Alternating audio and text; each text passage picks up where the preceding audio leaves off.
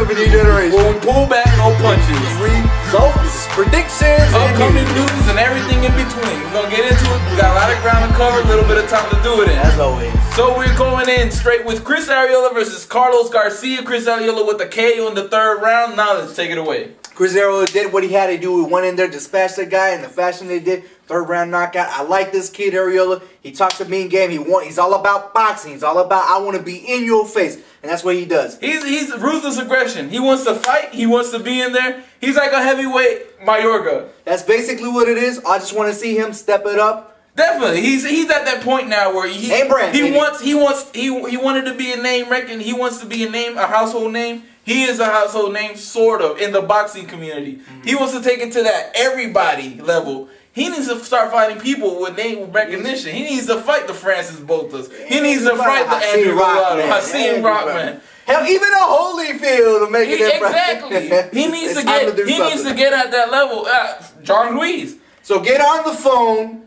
Start telling your manager, let's hook it up. Let's get a real good fight. I want to see what this man's really about. Exactly. Hell, even Solis, baby. Because right now you're looking like Ty Fields. You're looking like a big hype job with nothing to back it up. Yeah, sometimes you could get lost in, your perfect record and knocking everybody out. And the fact of the matter is, you're not really fighting the fight that you need to fight. So let's get somebody in there. Let's see if you really got the goods and go from there. Let's move forward. All right, we got Paul Williams versus Andy Cole. Paul wins with a knockout in less than 2 minutes. If you blinked, you missed the fight. That's how short it was, and I didn't expect much from this fight anyways. No, you couldn't really expect not much of this fight. I mean, nobody really heard of Andy Cole coming in. He had a decent record, of course.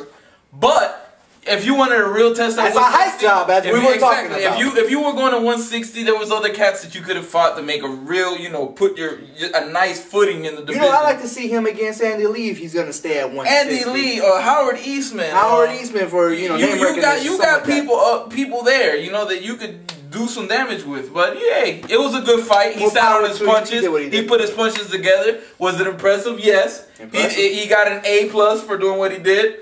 But I don't know. We'll see what happens in the future with him. That's it. 147 or 160. Where you going to go?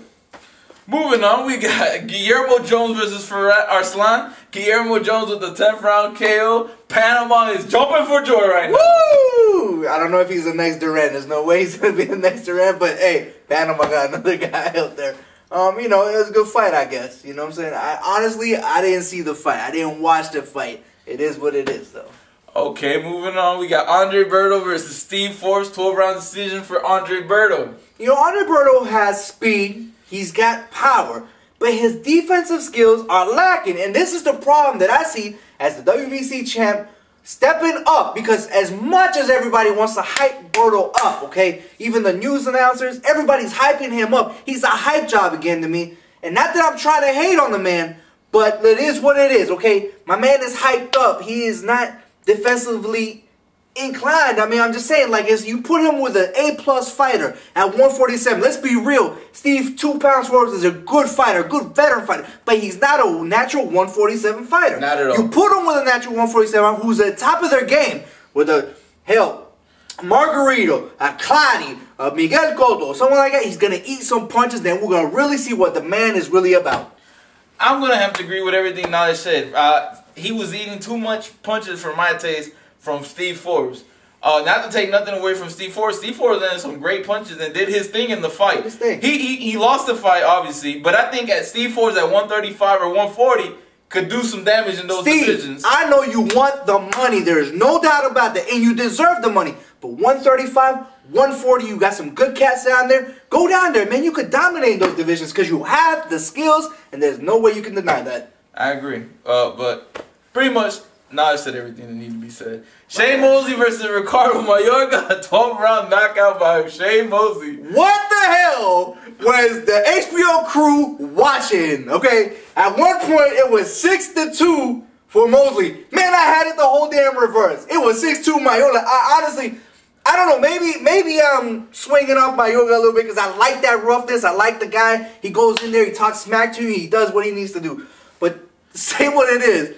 I honestly felt that Mayorga was winning that fight. I'm gonna have to agree. I mean, I don't know. They were doing a hype job from hell on Mosley. Wow. It was Mosley's fighting a guy that's 10 pounds bigger than him. Yo, let me Mosley's know if doing it's this. just us, because I honestly believe Mayorga was winning that fight. And I'm gonna have to second that. I thought Mayorga was winning the fight. Can't take none away from Shane. He knocked him out. He knocked him out. He didn't leave it up to the judges to decide the fight. He went in there at the end, the 12th round, laid it all on the line, and got the job done. We predicted Mosley to win by late stoppage or unanimous decision. It is what it is. But honestly, I didn't see. When I was watching the fight, I wasn't as comfortable saying, "Yo, Mosley's winning this fight." I was not comfortable at all. I wasn't comfortable saying that Mayorga only landed 66 punches in round 12 by round 12. Are you shitting me? But I never look at box cap. I mean, that was crazy. That was out of 500 punches, 500 some odd punches, only 66 landed. That's ridiculous. That was ridiculous. In the first round, it looked like Mosley's head snapped back at least 10 times. Hey, you're right. You're right. Anyway, maybe it's a mute point. It is what it is. Mosley got his win. Congratulations. Congratulations. I like to see him. Moving on to the next stuff. Upcoming fights. We got Eddie Chambers versus the ever dangerous to be announced. I'm going to have to go with Eddie Chambers. Eddie Chambers. Fast hands, Eddie Chambers. Time to get back in the sport. You lost. You got your first loss. And now to get back in. This is a free gimme fight. Come back. Welcome back to the heavyweight division. Another fight, a fight with Chris Arreola. We talked about Chris Arreola. Eddie Chambers, another young cat that I'd like to see him in there with. And that would be a good fight. It'd be a good fight. Chris Arreola versus Eddie Chambers. Another to be announced. We got Kassim the Dream Ouma coming back to be announced. I hope. I'm going to say Kassim the Dream Ouma, because I like the kid. I love his story. He was out there, 7 years old, 14 years old, however old he was. It's the dream. He's living the dream. He's going in there. I want to see him win. I want to see him back in the swing of things. Let's see how he goes from here. Then who they pick to fight win. Yeah. Again, a good fight for Kassim Ouma should be. Howard Eastman versus Andrew Sixhead Lewis. The resurrection of Andrew Sixhead Lewis. Yeah, but he's way out of his comfort zone. I mean, I don't know. I don't know what Andrew Sixhead Lewis. I thought he was impressive way back at 147 until Mayorga handled him. I don't even know how he's gonna bounce back from that. To be honest, this should be. If I have to predict anything, I want to say Howard Eastman, but Howard Eastman's been losing too. No, but you gotta go with Howard. I'm gonna say Howard Eastman. He's been natural at 160. Naturally. You got Yuriorkis Gamboa versus Michael Ramirez. I'm not gonna go against the Cuban guy. I'm just not gonna go as Yuriorkis Gamboa because I see this man. He is special. Everybody's hyping him up to be a special fighter. I like to see the skills. I want to see what he shows in this fight. But I do want to see him step it up. He's still young in this. He's still young in the game. You gotta give him a second. I'm saying he's still good for these. He's got about another year left of these kind of fights. Man, all right, one more year, but he's got an extensive amateur career. It's time to step him up. He's getting older. He's not a young cat. Come on, man. But amateur and pro are completely different fights. Absolutely correct. And if you rush a Cuban fighter, we've seen with guys who are from Cuba that they don't adjust too well, and if they're hyping them up too quickly or moving them too quickly, they might not make it. So definitely, I think it's a good cat. Let's move him. Okay, Juan Manuel Lopez versus Cesar Figueroa. I'm rolling with Juanma. I'm gonna go with my countryman. I can't go against Juanma. He was very impressive in that 1-round devastation knockout. Okay, against De Leon. I want to see him continue that, and I want to see a showdown later on, maybe this year or next year, with the top guys. You got Marquez or Vasquez, Izzy or Marquez. Either one. I'll be satisfied either one. You also got Concepcion? No, from Panama. Man, can't remember his name right now, but it is what it is. He just won two. Celestino Caballero. But I think Celestino's a little bit different. He's very tall for that weight class. He's not a power puncher, so it's going to be a boxing match between those two. It's a boxing match, but he can't get caught. But he can get caught because I can't remember the guy's name right now, but the guy that was trained by Nacho Bernstein, young kid that fought Celestino was landing all day long, up until round 6, and then Celestino came from 6th round up and won. But that's a tough fight. But I like to see that too. And the last fight for this weekend, we got Arthur Abrams versus Raul Marquez. It should be a blowout for Abrams. I'm sorry. Anybody that thinks it's going to be competitive, you got to be crazy. And I want to say that's exactly what I want to see. Arthur Abrams dominate this kid Marquez. Marquez is a veteran in the game. He's a veteran. He made Shane look bad at one point, and he was actually leading Shane. But so is Abrams. But Abrams is the young stallion right now. Abrams is also a veteran. I want to see Abrams, to be honest, with Pavlik. I agree. That's who I want to see fight. I agree. I'm going to give Abrams the win on this fight. Possible knockout. Oh, no, I think it's going by mid-rounds to late. It's going by mid-rounds to late knockout. No doubt about it. Abrams all day. 6-10. That's what my prediction is from there. No, mine's going to be 8-12. 8-12? 8-12 Abrams by knockout. Look for it. It's going to happen. It's going to happen. There's no way. I mean, I don't want to take anything from Marquez. He's a good fighter. Not to take nothing from Marquez. Technically sound. Technically sound. He did what he had to. You know, he's come up the ranks and did it the hard way. And I think he's not been. I mean, I don't think he's been like hyped up the way he should have been hyped up. You know. But I don't think he's in the shadow of De La Hoya. But at the same time, I don't think But at the same time, I don't think he's as great. Man, you're right. To be hyped up to that point. You know what I'm saying? So what's up, good fights? Never let us down. It'll be what it is. And the only thing I say about Marquez, you cut too much. He's always had a history of cuts. The Arturo Gatti of this division. And Abrams hits hard. He's a devastating puncher. Abrams hits hard. We've seen it already. And, you know, I was impressed. Not against Miranda, but God. Gerber. Gavin Gerber. Gavin Gerber is a nasty puncher. That was nasty. But we'll see. We'll see. Those are our predictions. Now, news. We got somewhere in the boxing grapevine, we heard Gotti's trying to make a comeback maybe in 09, maybe 010, 210. Man, I don't know if he's pushing that wheelchair, man. Stay retired. Stay retired, my man. Do yourself and ourselves a favor and stay retired. I respect you. I thought you were a warrior, but I always thought you were a C+ fighter.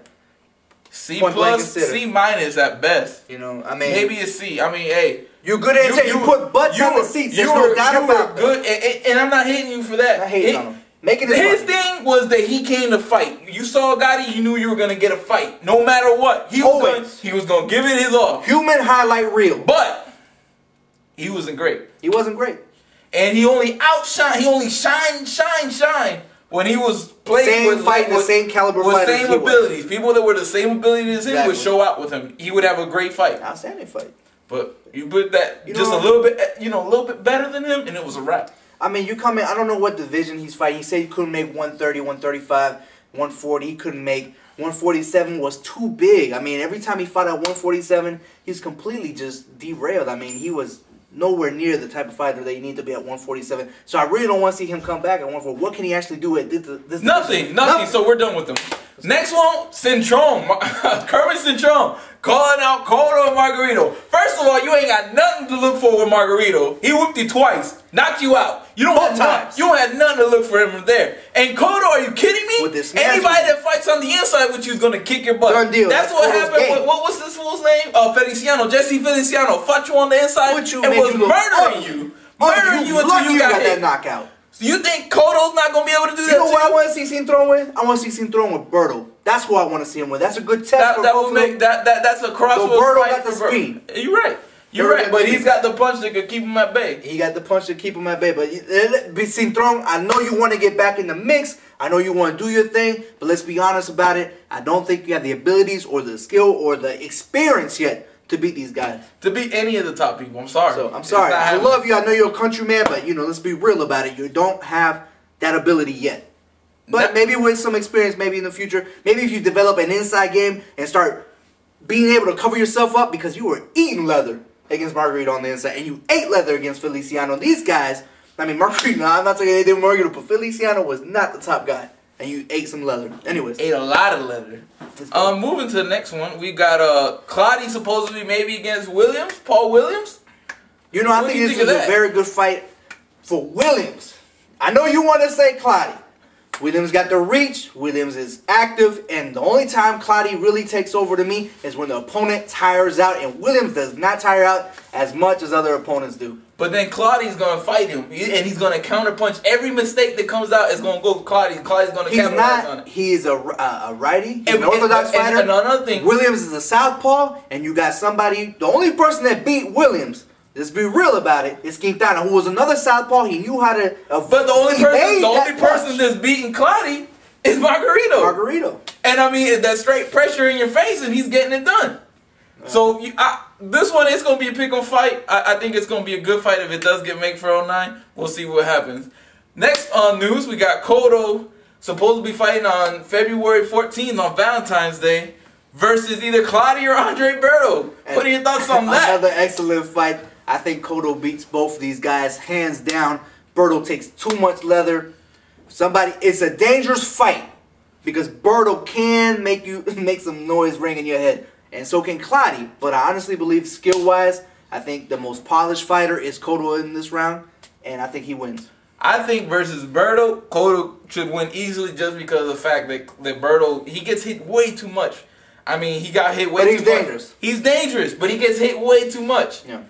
Claudio, on the hand, it can be a dangerous fight for Cotto. That's another margarito. That's another margarito. He doesn't stop. He comes forward, he comes forward, and comes forward. And keeps throwing them punches. And that's a nasty fight for Cotto. So that one I could be a little worried about. So, you know, hey, I'll watch both of them. They'll be great fights. They'll be great fights, though. And then moving to the last bit of news, all of a sudden, somebody must have been watching our show on YouTube because Nacho Bernstein all of a sudden got called to be the trainer of De La Hoya when we said if anybody should train De La Hoya, it should be who? Nacho Bernstein. And we said that about a month or two ago? We said that a while back. You know, hey, De La Hoya, it's a great move. We said that a long time ago. It was a great move. Nacho Bernstein, he deals with boxer punches, your type of style of fighting. And you know, he's already fought Pacquiao twice. He knows how to break it down. Exactly. He knows the what game plan you have. And you know what? That's another advantage to you that you already have. You have plenty other advantages. Not like you weren't big enough already. Exactly. It wasn't like you weren't gonna knock him out just being big. Now you got somebody who's gonna train you better. And you know what? And to be truthful, this is a perfect fit for De La Hoya. And I don't see how he didn't see it a lot earlier. Like the Mayweather trained him. I never. Maybe he was sleeping one time. He had epiphany. He's like, hey, Nacho Bernstein. The shoulder thing was not really working with De La Hoya. No, he's definitely, you know, I thought when De La Hoya was at his best was when he was a warrior. He went in there. He had his hands up at all times. He wasn't doing the shoulder roll. He was more aggressive. Whereas with the Mayweather style, you're more of a counter puncher. You're in there, you're rolling with the punches and you're looking for counters. De La Hoya's game was strictly being a warrior. He went in there, he put it guts and glory on the line, and he won every time when he did it. Some of them were questionable, but that was his best fight. So yeah, I never thought that Mayweather was his style to fit, but Nacho Bernstein definitely his style because it's a technical fighter as well as a power puncher. That's his fit. That to me was the perfect match. I'm gonna agree with most of what he said. Well, for the most part, fans, that's gonna be it. That's gonna be the show for today. If you like what you see, you know what to do. Please subscribe. Any closing statements you have, knowledge? Not really. I mean, this was posters brought to you by BobPaysBoxing.com. Thank you for all the support, guys. We really appreciate it. We want to start getting these videos out more to you on a regular basis. It's been real tough, but thank you for all the support. That's all we're doing. Appreciate it. And this is Pound for Pound Boxing, the voice of New